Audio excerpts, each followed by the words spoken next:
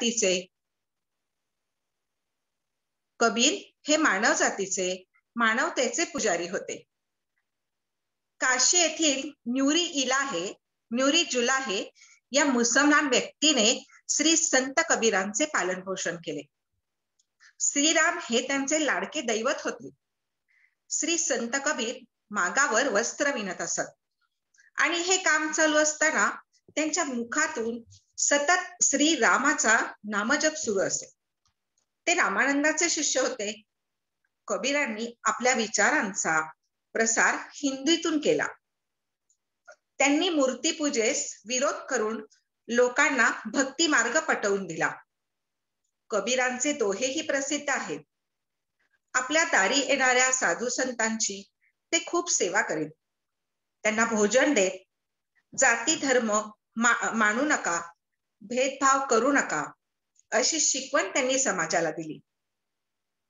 भक्तीद्वारे मोक्ष मिळू शकतो हे त्यांनी सांगितले.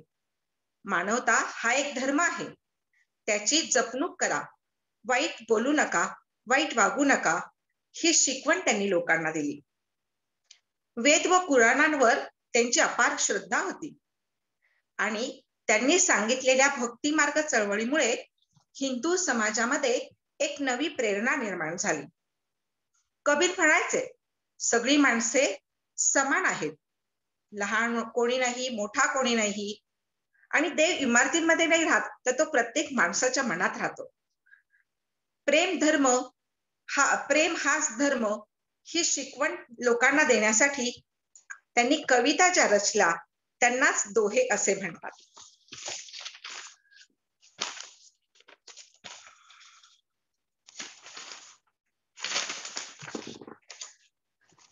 त्यांचा आज आपण दोहा बघूया.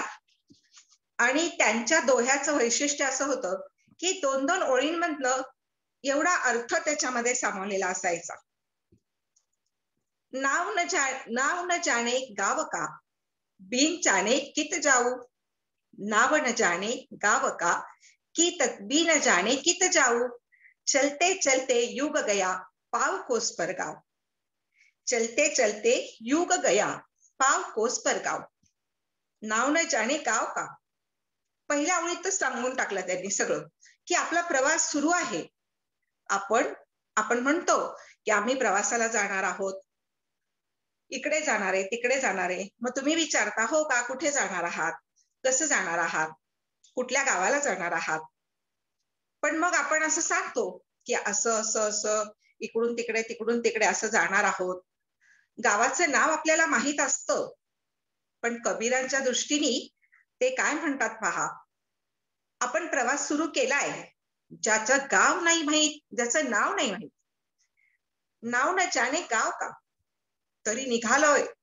बरोबर सगळं सामान सुमान, सगळे आप्त नातेवाईक, सगळे सोयरे स्नेही सगळ्यांना घेऊन निघालोय. कुठे, तर माहित नसलेल्या गावाला. नाव न जाने गाव का, बिन जाने कित जाऊ. अरे का जाताय तुम्ही, तुम्हाला माहित नाही ना त्या गावाचं नाव, मग का जाताय. आणि हा प्रवास कधीपासून सुरू झाला, काही दिवसांपासून का. तर मग कबीर सांगतात, छे दिवस कुठले हो, अहो तिथे 1 वर्षाचा सुद्धा हिशोब देता येणार नाही. चलते चलते युग गया, पाव कोस पर गाव. युग झाली, प्रवासाला निघाला, युग लोटली तरी गावाला पोहोचतच नाही. म्हणजे एखाद्या गोल खोलीमध्ये आपण फेऱ्या मारत बसावं आणि म्हणावं की अरे मी माझ्या मुक्कामी पोहोचलीच नाही. आणि मग कबीर कसे म्हणतात, चलते चलते युग गया. किती युग लोटली हे माहीतच नाहीये, कारण तुम्हाला तुमच्या गावाचा पत्ता घ्यावा हे सुद्धा कळत नाही. गावाचा पत्ता न घेता तुम्ही निघालेले आहात. आणि गाव कुठे, पाव कोस पर गाव, इथं कोपऱ्यावर तर आहे. म्हणतात ना, काखेत कळसा आणि गावाला वळसा, असंच आपली झाली अवस्था सगळ्यांची. पाव कोस पर गाव, इथं बाजूला गाव आहे, पण तुम्हाला मुळी समजलेलाच नाही गावाचा पत्ता. कबीरजी असे 2 ओळींमध्ये अध्यात्म सांगायला सुरुवात करतात. एक सत्ययुगातली घटना आहे. एकदा भगवान विष्णू आणि नारद पृथ्वी तलावर आले होते आणि विष्णूला पृथ्वी इतकी आवडली की ते नारदाला म्हणतात की मी काय रे इथं पाण्यामध्ये नुसतं स्थिर समुद्रामध्ये मी झोपतो, पाण्याशिवाय मला काहीच दिसत नाही. पृथ्वी कशी छान आहे, डोंगर आहेत, दऱ्या आहेत, झाडे आहेत, माणसे पण आहेत. किती छान आहे सत्ययुगातली माणसे. नारद म्हणतात, नारदाला सांगतात विष्णू, नारदा असे कर, मला ना त्या समुद्रामध्ये नाही राहायचे, मला ना त्या स्थिर समुद्रापेक्षा इथं कुठंतरी पृथ्वी तलावर जागा बघ. तेव्हा नारद जरा थोडेसे अस्वस्थ होतात. त्यांनी हा प्रश्न असा सांगितल्यावर नारदांना पण आश्चर्य वाटतं. नारद म्हणतात, भगवान मला 5-6 दिवस द्या विचार करायला. विष्णू म्हणतात, अरे विचार कसला करतोयस, मला जागा हवी आहे बस, विचार काही करत बसू नकोस. तरी नारद म्हणतात, नाही पण 5-6 दिवस द्याच मला तुम्ही विचार करायला. बरं म्हणाले, घे 5-6 दिवस. बरं 5-6 दिवसांनी नारद आले आणि भगवानांना म्हणाले, भगवान मला माफ करा, क्षमा करा, एकही जागा नाहीये, मी तुमच्यासाठी खूप जागा शोधून पाहिली पण नाही मी तुमच्यासाठी जागा शोधू शकलो. का नाही शोधू शकलास, एवढी मोठी पृथ्वी आहे, एक जागा नाही मला. मग त्यावर नारद म्हणतात, भगवान सत्ययुगात आहात तोपर्यंत ठीक आहे, जर तुम्हाला मी घर बांधून दिलं तर कलियुग येऊ द्या, मग बघा काय ते. कलियुगात माणूस तुम्हाला एक क्षण सुखाने जगू देणार नाही.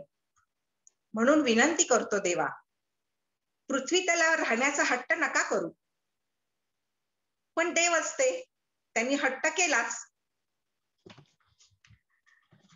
शेवटी नारदांनी खूप विचार केला आणि नारद म्हणाले, ठीक आहे, एक जागा मी देतो तुम्हाला. भगवान म्हणतात, पण मी पृथ्वी तलावरच राहील ना. हो हो, पृथ्वी तलावरच राहाल. एक जागा आहे अशी नक्की. कुठली? माणसाचा त्रास होणार नाही अशी एक जागा तुम्हाला देतो. त्याच्या हृदयात जाऊन बसा. त्याच्या हृदयात तुम्ही जाऊन बसा, म्हणजे तुम्हाला माणसांबरोबर पृथ्वी तलावर राहण्याचा आनंदही मिळेल. आणि माणूस बाहेर कशाला पाहतोय, तो बाहेर माणूसच बघतो फक्त, तो आत कशाला पाहतो, त्यामुळं त्याचा तुम्हाला त्रास नाही होणार. पण कबीरासारखे एकच असतात, त्यांना कळतं की तो आतच आहे, आपल्या हृदयात आहे. आणि म्हणून ते म्हणतात, नाव न जाने गाव का, बिन जाने कित जाऊ, चलते चलते चूक गया, पाव कोस पर गाव. इथं कोपऱ्यावर तर गाव आहे, पण आपल्याला ते माहीतच नाही. पण कबीर सारखे एखादे जे संत असतात की ज्यांना आतून ती दिव्यदृष्टी प्राप्त झालेली असते, त्यांना कळतं तू कुठे आहे नेमका, आणि मग ते आपल्याला मार्गदर्शन करतात आणि म्हणतात, हरी को ढूंढत मैं चला, जा पहुंचा हरिद्वार. हरी को ढूंढत मैं चला, जा पहुंचा हरिद्वार. निघालो सगळे मंडळी आपण. कुठे? कशासाठी? हरीला भेटण्यासाठी. हरी को ढूंढत मैं चला, जा पहुंचा हरिद्वार. पग थके, पाय थकले, अहो चालून चालून पाय थकले. ना हरी मिले, हरी मिळालाच नाही. क्योंकि हरी तो मेरे द्वार, क्योंकि हरी तो मेरे द्वार. आणि हे असं कबीरच लिहू शकतात. कबीर कोण आहेत? अध्यात्मातले ओळख करून देणारे मार्गदर्शक कबीर आहेत. तुम्ही चुकीच्या मार्गाने चाललाय हे ठामपणाने सांगणारे कबीर आहेत. हरिद्वार या शब्दाचा समास हरीचे द्वार का हरी माझ्या घरी माझ्या दारी, कुठला समास नेमका सोडवायचा हे सांगणारे शिक्षक कबीर आहेत. रहेना नहीं है देश वीराना है, रहेना नहीं है देश वीराना है, ए संस्कार कागज का, ए संसार कागज की कुड़िया, बूंद पड़े धूल जाना है. ए संसार कागज की कुड़िया, बूंद पड़े धूल जाना है. दोन ओळीत सांगतात, दोन दोन ओळींचे दोहे. केवढा अर्थ त्यांनी त्यात सांगितलाय. ते म्हणतात रहेना नहीं मुझे, राहायचं नाहीये मला इथं. का नाही इथं राहायचं? रहता नहीं है देश वीराना है, दुसऱ्याच कुठल्या तरी देशात आल्याचा भास होतो मला. हा देश माझा नाही. देश म्हणजे हे लोक, हा मर्त्य लोक माझा नाही. मी दुसऱ्याच कुठल्या तरी ठिकाणाहून आल्याचा मला भास होतो. देश रहना नहीं है देश वीराना है, ये संसार कागज की कुड़िया, ये संसार कागज की कुड़िया. कसा आहे माझा देह? संसार कागज की कुड़िया. कसा आहे माझा देह? कसा आहे माझा जन्म? तर एखादा कागद असावा तसा माझा जन्म आहे. किती महत्वाचा असला, त्यावर अगदी भारत सरकारचा शिक्का असलेलं पत्र जरी असलं तरी सुद्धा 2 थेंब पुरेसे असतात त्या कागदाला त्याची जागा दाखवून देण्यासाठी. ए संसार कागज की कुड़िया, 2 बूंद पडे धूल जाना है. 2 थेंब पडले त्याच्यावर, अक्षरे मिटली, संपले. अक्षरं निघून गेली त्या कागदावरची. 4 थेंब पडले तर काय होईल? त्याचा गोळा होईल. आणि खूपच पाणी पडायला लागलं तर तो विरघळून जाईल, तो उरणारही नाही. तसंच आपलं जीवन आहे. असं 2 ओळीत सांगणारे, सत्य सांगणारे जे आहेत ते संत कबीर. साधकांनो, कधी कधी ना मला आपल्या पत्रिजी गुरुजींमध्येही असे हे संत थोर महात्मे अनुभवास येतात. किती साधेपणानं, सोपेपणाने त्यांनी आपल्या जवळ असणाऱ्या श्वासमय प्रवासाने आपल्या या देहकुडीच्या आत पाहण्याचं शिकवलं आहे. बरोबर कोणत्याही प्रकारची शिदोरीही नको, जप नको, नामस्मरण नको. तुमची दृष्टी मात्र फक्त श्वासावरच राहू द्या. आता आपण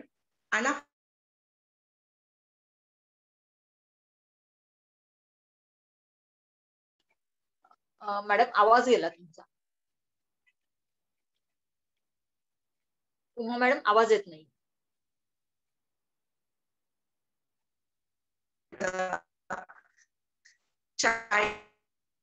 बरोबरच फक्त लक्ष ठेवणार आहोत आणि आपल्या ह्या कुडीच्या, या देहकुडीच्या आतमध्ये पाहणार आहोत. ज्यांना चष्मा आहे त्यांनी आपला चष्मा काढून ठेवावा.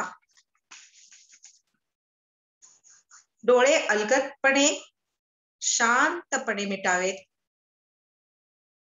हाताची बोटे एकमेकांमध्ये अशी गुंफून घ्यावी आणि सुखासनामध्ये पायावर एकमेकांवर अडी घालून शांतपणे बसावे.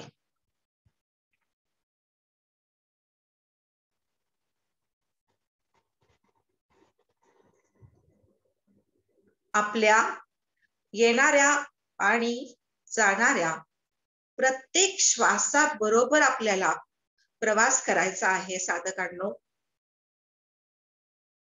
पूर्ण आपण त्या प्रवासाबरोबर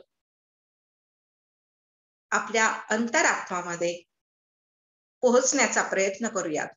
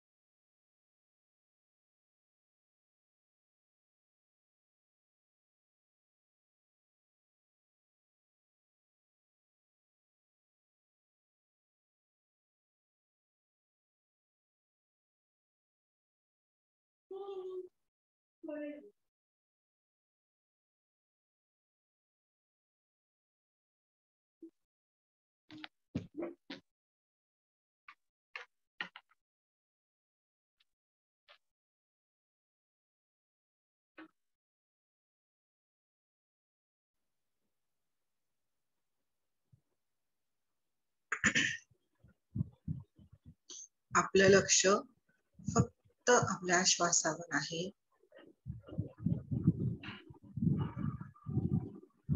प्रत्येक येणारा जाणारा श्वास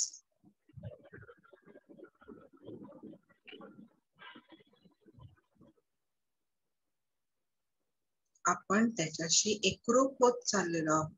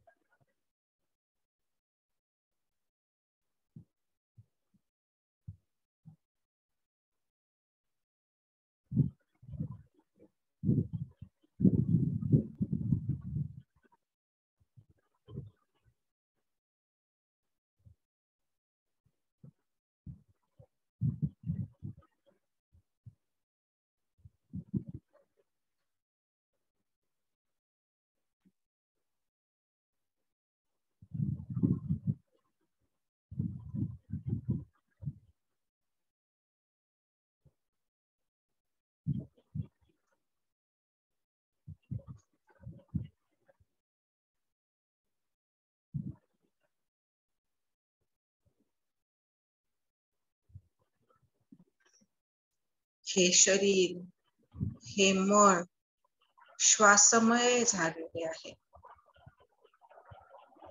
आत श्वास, बाहेर श्वास, फक्त श्वास.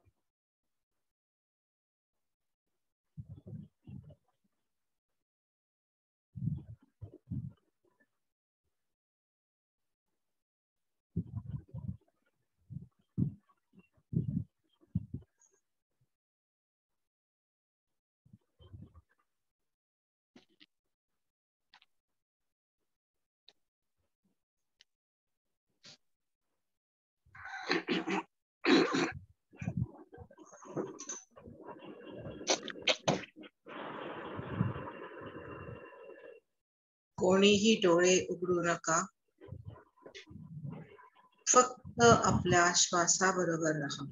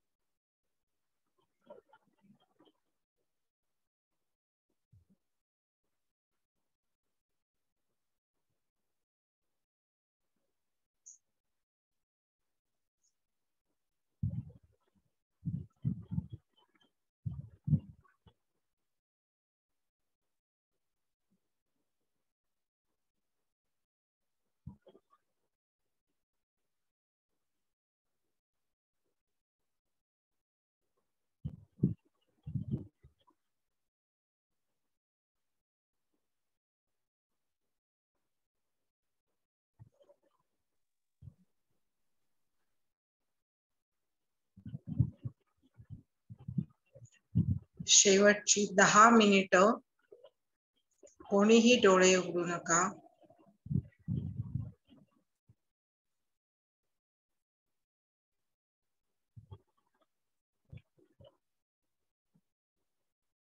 आपल्या श्वासाबरोबर राहायचं आहे.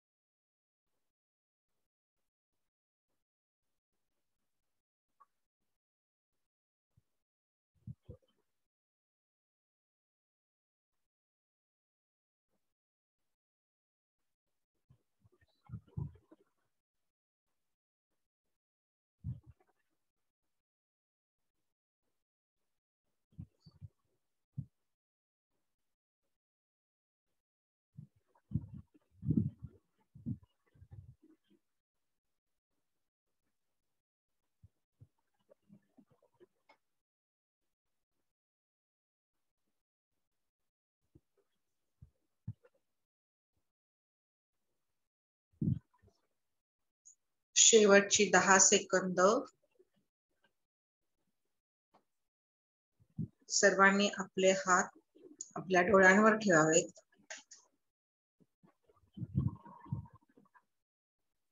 हातात साठलेली ऊर्जा आपण डोळ्यांद्वारे आतमध्ये घेत आहोत. 10, 9, 8, 7, 6, 5, 4, 3, 0.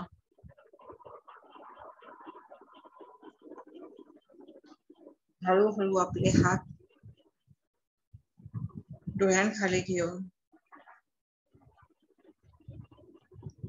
सावकाशपणे आपले डोळे उघडावे.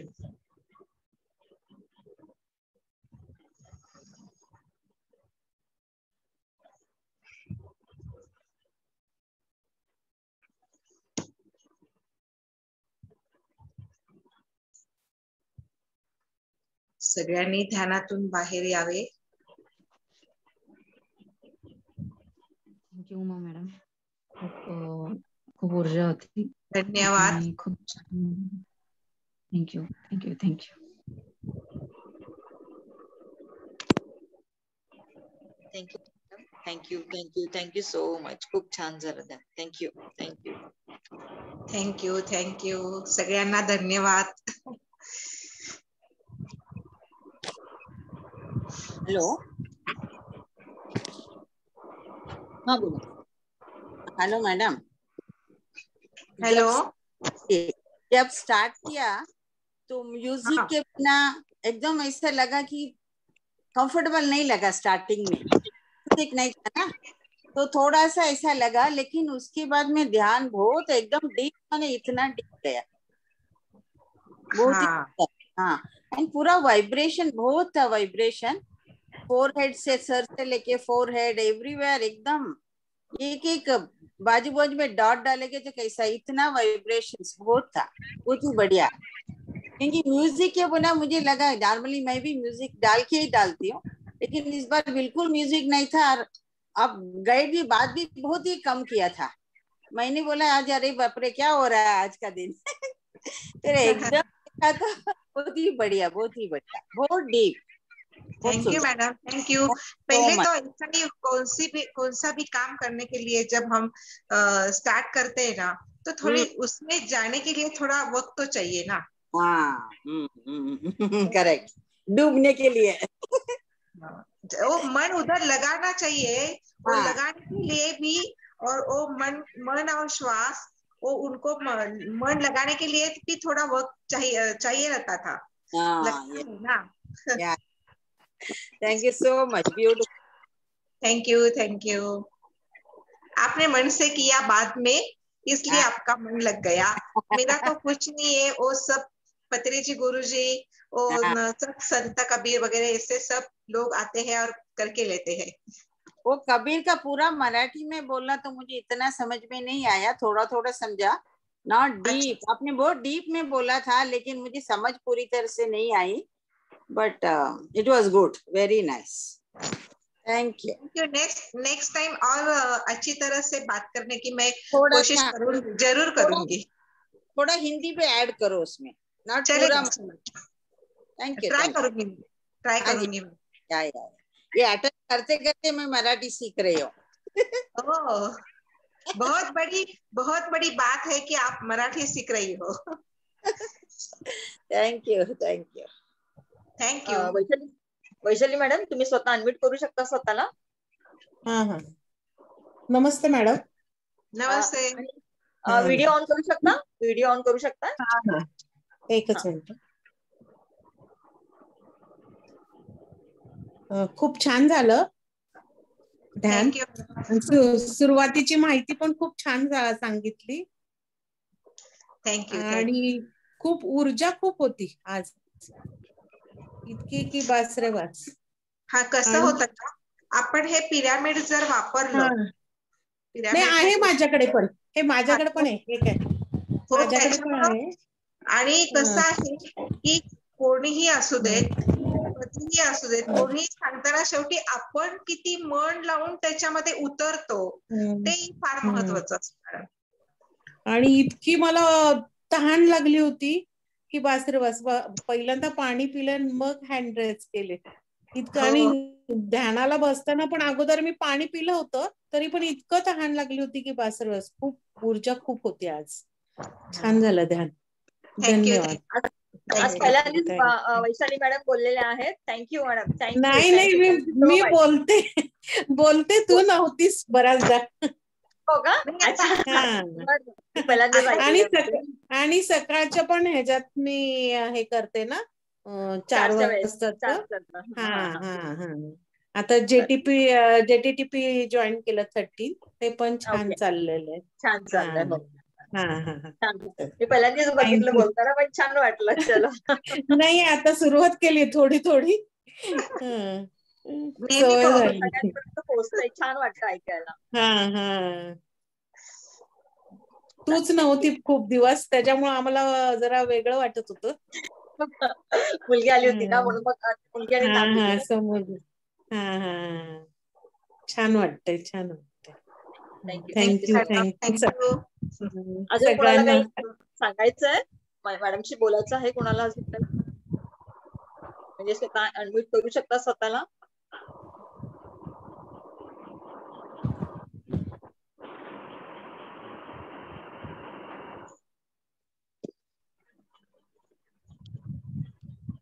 बोला बोला, व्यक्त व्हा.